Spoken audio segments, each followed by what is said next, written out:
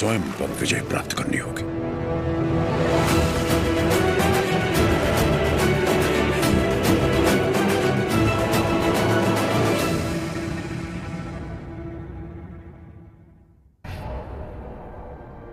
सबसे पहले east India में ब्रिटिश कानून लागू किया जाए।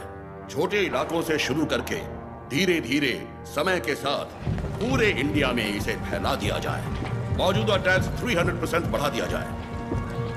और इस तरह ब्रिटिश साम्राज्य ने भारत पर कब्जा कर लिया। वो बड़े अफसर जिनका अकेला मकसद भारत को लूटना था, उन्हें ऊंची कुर्सियों पर बिठाकर हमारे देश भेज दिया गया।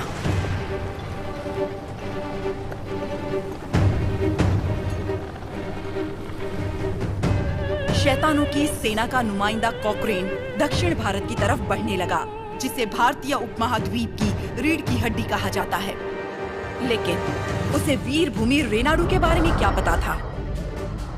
वो कहाँ जानता था कि रेनाडू का सूर्य अंधकार की छाती चीरकर उदय हो चुका है।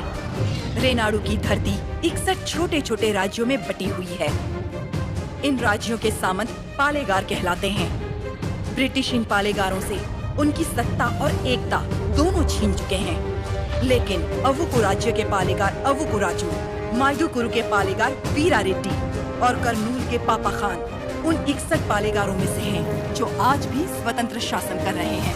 नरसिम्हा रेड्डी ने इन सबको एकजुट करने के लिए एक महोत्सव का आयोजन किया।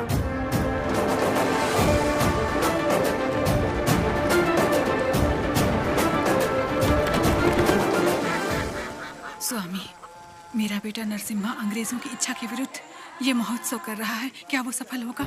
नरसिम्हा रेड्डी कोई आम आदमी नहीं है। वो पृथ्वी पर एक लक्ष्य लेकर जन्मा है। एक हाथ में तलवार और दूसरे हाथ में वेद के साथ उसका पालन हुआ है। उसे अब कोई नहीं रोक सकता।